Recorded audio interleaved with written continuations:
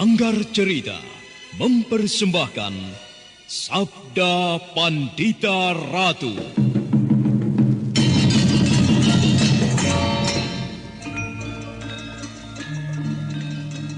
Menurut petunjuk Paman Kameswara, aku harus pergi ke suatu tempat. Dan mestinya, sekarang aku sudah berada dalam perjalanan itu. Sudah jauh pula dari tempat ini. Akan tetapi, apa yang Kiai lakukan? Mengusikku, sehingga aku terus membayangi Kiai. Dan ternyata benar, Kiai bermaksud buruk di tempat ini. Gila, demit. Seorang Resi Komisu, orang patut. Oh, jadi kau telah memata-mataiku, anak kecil? Iya. Dengan tidak tedeng aling-aling itu, aku akui Kiai. Maka aku tahu semuanya. Aku tahu. Apa pula yang kau lakukan dengan muridmu yang bernama Damar Taun, yang memiliki Raja Durga di tangan kirinya itu.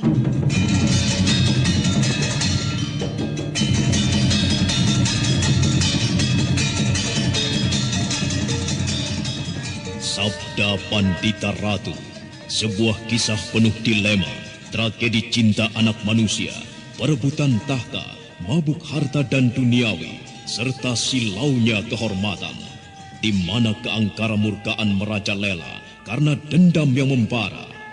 Kisah ini berlatar belakang berdirinya Singasari. Ken Arok, dialah pemuda yang merekuk pahit getirnya kehidupan. Namun sebenarnya, dialah yang harus melaksanakan sabda-sabdanya. Perjalanan sengsaranya adalah awal untuk meraih keberhasilan, untuk menuju kejayaannya di saat Singasari berdiri. Apakah cita-citamu itu, Ken Umang? Aku ingin mengubah nasibku. Aku bosan dengan kehidupanku selama ini yang terlunta-lunta, akrab dalam pelukan kemelaratan. Kadangkala aku berangan-angan, aku adalah seorang istri dari Patih. Bahkan lebih gila lagi, aku berangan-angan, andai kata aku adalah seorang permaisuri, maka akan terhapus semua masa silamku. Terhapus lenyap, tidak bersisa semua kenangan buruk yang kumiliki. Itulah cita-citaku, Kakang Ken Arok. Bagaimana dengan kau, Kakang? Aku ingin menjadi seorang raja.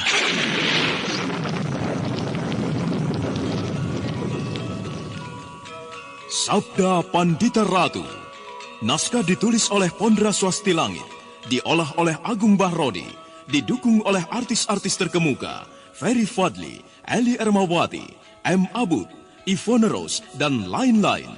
Teknik dan montase Ibing Arifin, dengan sutradara Dian Pertiwi.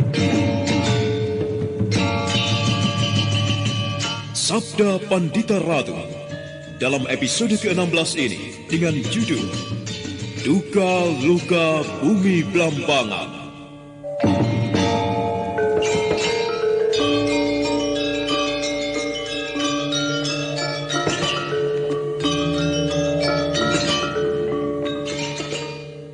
Dalam seri ke-453 ini, dengan para pemain, Ferry Fadli sebagai Kameswara, Ayu Agustin sebagai wanita nakal, Herman sebagai Kebo Simbar, Wenda Lubis sebagai Wiradharma, Dedi Rifki Mogan dan Amrisal sebagai penjudi, dan Asdi Suhastra, pengantar cerita.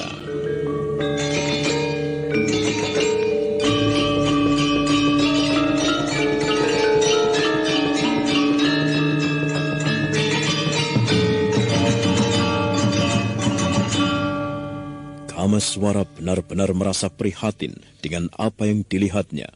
Pemandangan yang dia lihat di Pasar Silir Agung yang terletak tidak seberapa jauh dari Pesanggaran, nampaknya akan ia lihat pula di perguruan yang telah lama ditinggalkannya itu. Sesampai di rumah perguruan, dia melihat keadaan yang memprihatinkan. Perguruan yang tidak ada yang merawat, serta dari belakang bangunan terdengar orang yang menyabung ayam. Kameswara terkejut ketika muncul seorang perempuan yang berdandan tidak pantas menemuinya. Aku penghuni rumah ini. Kenapa? Tidak apa-apa. Tidak apa-apa. Tetapi sejak kapan kau tinggal di sini? Kenapa kau menanyakan hal itu? Apakah tidak ada hal menarik yang lain yang bisa dibicarakan? Benar-benar jalan perempuan ini. Ayo, Ayo apa? ayo, mumpung mereka sedang sibuk di belakang sana dengan ayam-ayam jagonya. Ikut aku, yuk. Ikut kemana? Dan untuk apa? Ah, kalau ini seperti bukan lelaki saja. Ayo. Suara di sana itu ramai sekali. Apa yang mereka lakukan di sana?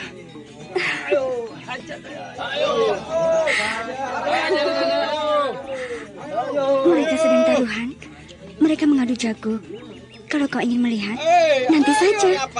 Sekarang ikut aku dulu. Aku berminat denganmu. Apakah kau telah biasa melayani orang banyak? Kau tidak merasa risih? Risih?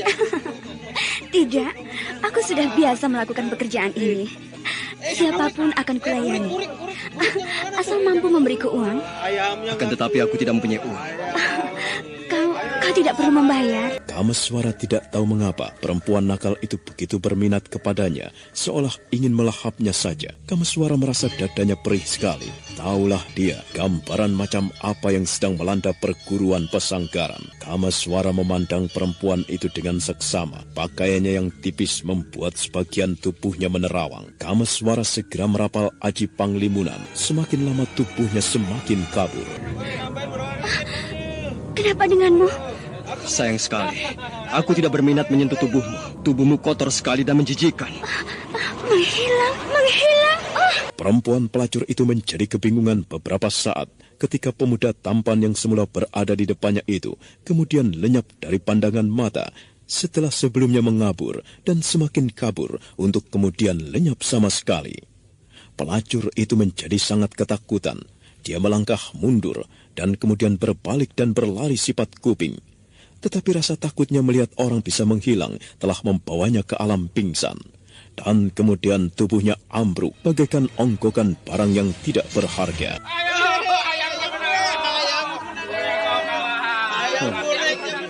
Inilah jawaban dari apa yang telah dikatakan Kisi Jiwo di Pasar Silir Agung itu. Benar-benar sebuah keadaan yang tidak pernah terbayangkan. Andai kata Ayahanda Ki Ageng Pesanggaran melihat semua ini. Entahlah.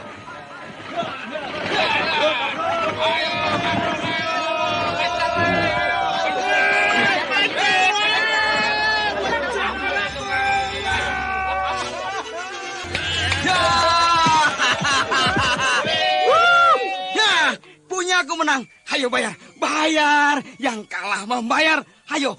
Yang menjagoi punya dia membayar. Ayam gombal. Kalahan. Aku menang. Kalah lagi aku. Ayo. Siapa lagi yang mau melawan jagoku? Siapa lagi? Biar ayamku yang akan menghadapinya. Boleh. Ayam siapapun boleh menghadapi punyaku. Ayamku tidak perlu beristirahat. Siapapun pasti dibabat. Jambul. Babat Jambul ya. Babat. Kameswara mengelus dada melihat taruhan adu jago yang dilakukan di belakang rumah perguruannya itu. Kameswara melihat sebagian besar yang melakukan perbuatan itu adalah para murid perguruan pesanggaran. Namun Kameswara juga melihat ada beberapa orang yang tidak dikenalnya. Kehadiran Kameswara di antara orang-orang yang bertaruh itu tidak menarik perhatian. Kameswara yang menutupi wajahnya dengan caping yang agak ditenggelamkan membuat para murid perguruan tidak segera mengenalinya. Dan ayam aduan yang bernama Jambul itu memang benar-benar ayam yang luar biasa. Lawannya yang bertubuh lebih besar itu dalam waktu yang tidak lama segera dikalahkannya. Aku harus mencari sebuah cara untuk segera mengakhiri keadaan ini. Keadaan ini harus segera diakhiri. Dan jika ada penyebabnya, sumber penyebab segala kemunduran yang sangat tidak bermanfaat ini harus diadili. Ya! Menang lagi. Aku menang lagi. Punyaku menang lagi. Ayo. Siapa yang berani melawan? Boleh bertaruh 3-1. Jika jagoku kalah, aku akan membayar 3 kali lipat dari taruhan. Ayo, siapa yang berani? Ayo. Aku ikut bertaruh. Kameswara, kau masih ingat kepadaku, Kebo Simbara? Ya, inilah aku, Kameswara. Ramai sekali taruhan ini. Nampaknya inilah kegiatan yang paling menarik yang pernah aku lihat di pesanggaran. Taruhan adu jago. Boleh bukan aku ikut bertaruh? Semua yang berada mengelilingi kalangan adu jago itu menjadi tegang, bahkan sangat tegang, terutama para murid perguruan pesanggaran. Orang-orang yang tidak mengenal siapa Kamaswara nampak bingung dan bertanya-tanya dalam hati. Mengapa semuanya kebingungan? Siapa orang ini? Siapa kau anak muda? Namaku Surya Medari, Kisanak. Siapakah kau? Aku Wiradharma. Baiklah Wiradharma. Aku melihat jago yang kau miliki memang luar biasa. Ayam-ayam jago yang lain satu persatu dibabati. Tidak seekor pun yang mampu mengalahkannya.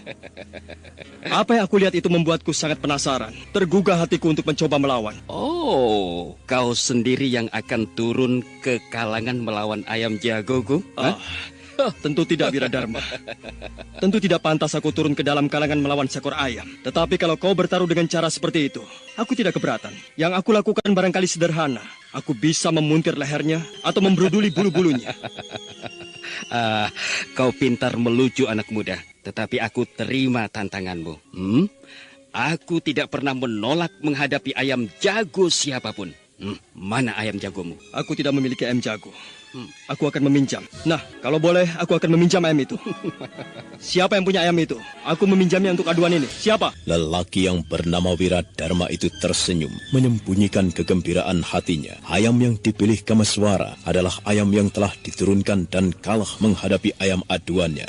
Namun sementara itu, para murid perguruan pesanggaran tak seorang pun ada yang tenang. Mereka saling memandang antara satu dengan yang lain. Ada rasa bersalah di dalam dada mereka. Namun lebih dari itu berbagai macam perasaan seolah campur aduk mengaduk dada mereka. Dan Kamaswara tidak peduli. Dia telah memegang seekor ayam. Kisanak Wiradharma, aku telah memegang seekor ayam jago. Aku telah siap bertaruh denganmu. Apakah yang akan kau pertaruhkan untuk menghadapiku? Gila kau Surya Medari. Akulah yang justru akan bertanya kepadamu. Apa yang akan kau pertaruhkan kepadaku? Kisanak Wiradharma, namaku yang sebenarnya adalah benar Surya Medari. Akan tetapi para murid perguruan pesanggaran lebih mengenalku dengan nama Kameswara. Aku adalah putra kedua Ki Ageng Pesanggaran.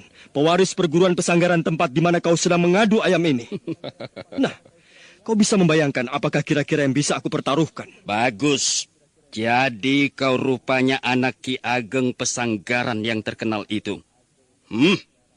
Baik anak muda. Aku hargai dan aku terima tantanganmu. Apa yang kau pertaruhkan sekarang? Aku akan selalu melayani. Akan tetapi, aku tidak hanya menantangmu Ki Wiradharma. Apa maksudmu anak muda?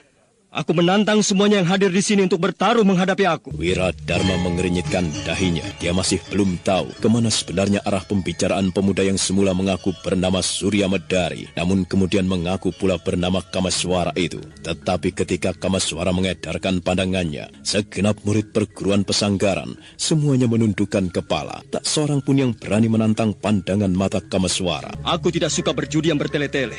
Aku ingin berjudi hanya sekali. Jika aku kalah, kalahlah aku. Dan jika aku menang, maka menanglah aku. Hanya sekali dan tuntas. Nah, itulah sebabnya aku menantang kalian semuanya bertaruhlah untuk melawanku. Anak muda, apa sebenarnya yang kau inginkan? Kau sedang tidak waras atau bagaimana? Ayo, mana yang lain? Bertaruhlah melawan aku. Mengapa semuanya diam? Bukankah kalian semua memegang uang? Taruh semua kepeng yang kalian pegang itu untuk melawanku. Tetap saja tidak ada yang berani meletakkan uang kepengnya. Wiradharma yang kemudian menjadi tidak telaten. Tidak perlu mereka ikut bertaruh anak muda. Cukup aku saja yang akan melawanmu. Jika ayamku ini kalah melawan punyamu, kau boleh ambil semua yang aku miliki ini. Sebaliknya bagaimana seandainya kau yang kalah? Jika aku tidak salah menghitung, uang emas yang aku miliki ini mempunyai nilai jauh lebih besar dari semua kepeng yang kau miliki itu. Di samping itu rumah perguruan ini dengan segenap isinya aku berikan kepadamu. Bagus, bagus sekali. Aku senang dengan tantanganmu anak muda. Rupanya kau sedang pusing sehingga kau tidak mampu menggunakan perimbangan. Ayo kita mulai. Bagus. Berkokoklah yang lantang. Hadapi lawanmu yang tadi kau kalahkan itu. Hantam dia. Nasibmu buruk sekali, anak muda. Kau telah terlanjur menantangku, dan itu tidak bisa ditarik kembali. Aku tidak bermaksud menarik kembali, Ki Wiradharma. Ya, bagus. Bagus sekali. Kalian semuanya mendengarkan, bukan? Kalian menjadi saksi jika pemuda ini membatalkan apa yang telah diucapkannya, atau menggugat hasil aduan, atau tidak mengakui kekalahannya. Aku berhak menghajarnya hingga babak belur. Apa yang kau katakan itu berlaku juga untukku, Ki Wiradharma. Jika kau ingkar terhadap hasil perjudian ini. Aku tidak akan ingkar. Mari kita mulai. Silakan, Ki Wiradharma. Untuk beberapa saat lamanya, Ki Wiradharma mengelus-elus jagonya. Dia tidak tertarik dengan apa yang dilakukan oleh Kameswara yang nampak mengurut bagian kaki ayam aduannya. Bukan hanya bagian kaki, tetapi juga sayap dan kepalanya. Tak seorang pun tahu apa yang dilakukan Kameswara sebenarnya, karena Kameswara melakukannya dengan tatapan mata langsung tertuju kepada Ki Wiradharma. Sebuah pandangan mata yang sirik sekali. Sebenarnya lah, tanpa setahu siapapun, dari tangan Kameswara telah mengalir sebuah kekuatan yang membuat ayam jago itu bagaikan mendapat kekuatan yang dahsyat. Aku siap. Aku pun juga siap. Wah, ayamku telah tidak sabar lagi.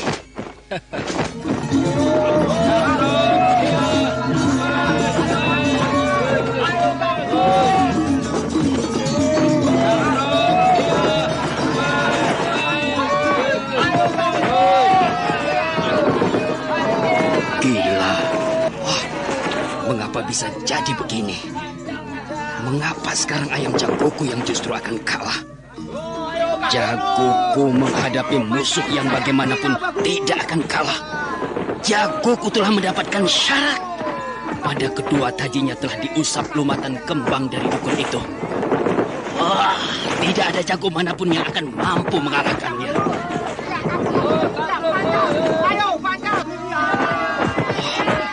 Gila, ayamku semakin terdesak.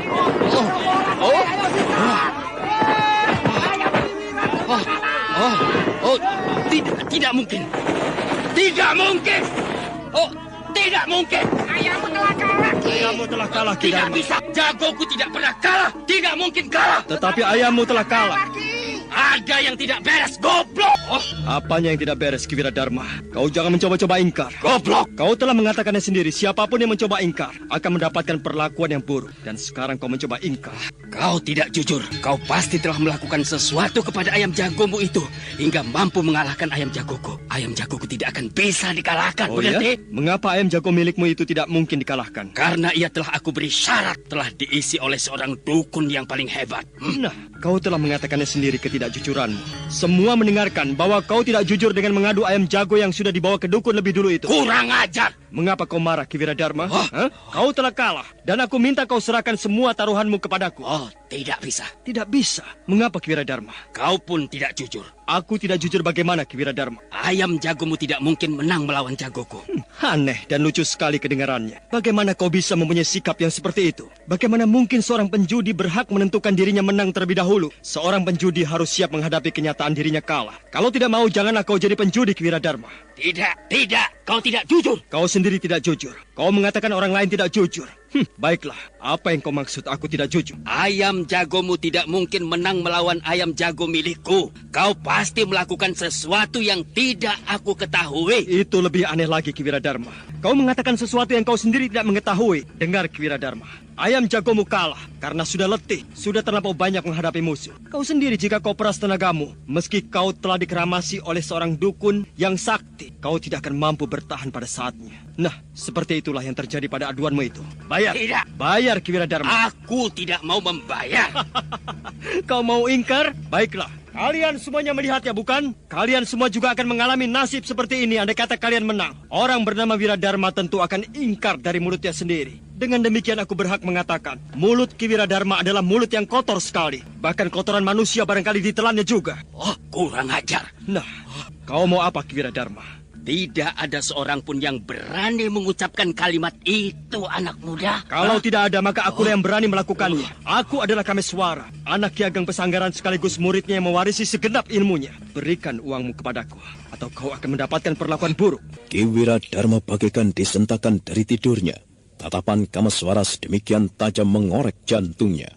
Tiba-tiba Ki Wiradharma harus mempertimbangkan sekali lagi bahwa yang dihadapinya adalah Kameswara, anak Ki Ageng Pesanggaran, orang yang sudah dikenalnya, termasuk bagaimana ilmu yang dimilikinya. Sebaiknya aku tidak berurusan dengan pemuda ini. Oh, nampaknya ia benar anak Ki Ageng Pesanggaran. Ya, jika demikian, aku tidak boleh meremehkannya. Tetapi aku akan melaporkan perbuatan orang ini kepada Ki Gede Panji.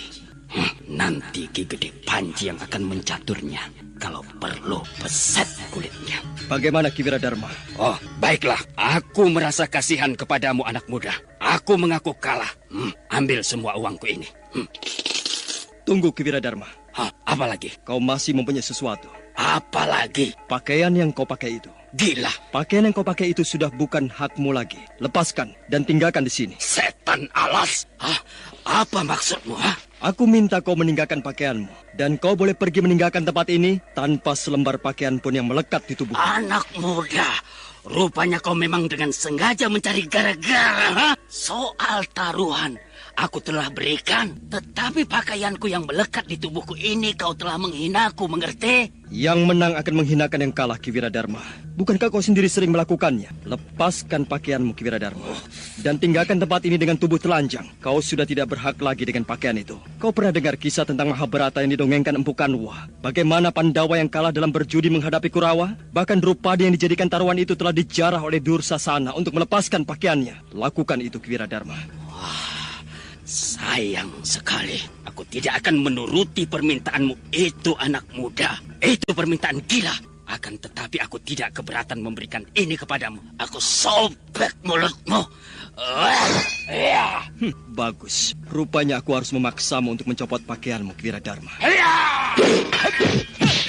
Lepas pedangmu. Lepas kau. Dalam suatu gerakan yang sulit untuk dimengerti, Kameswara menghindar dengan cara yang aneh. Dia justru merendahkan tubuh di bawah samparan pedang, dan dengan cepat dia menangkap tangan Ki Wiradharma. Pedang itu kemudian berpindah tangan. Ki Wiradharma menelan ludahnya ketika ujung pedang telah melekat di lehernya sendiri. Wiradharma yang pada dasarnya takut mati itu kemudian menjadi pucat sekali. Ki Wiradharma memilih menuruti permintaan Kameswara daripada mati. Dia segera melepas pakaiannya satu demi satu, dan kemudian lari terbirit-birit meninggalkan arena sabung ayam itu. Tetapi sesaat kemudian, saudara pendengar, untuk mengetahui jawabannya, ikutilah kelanjutan kisah ini dalam seri berikutnya. Sampai jumpa.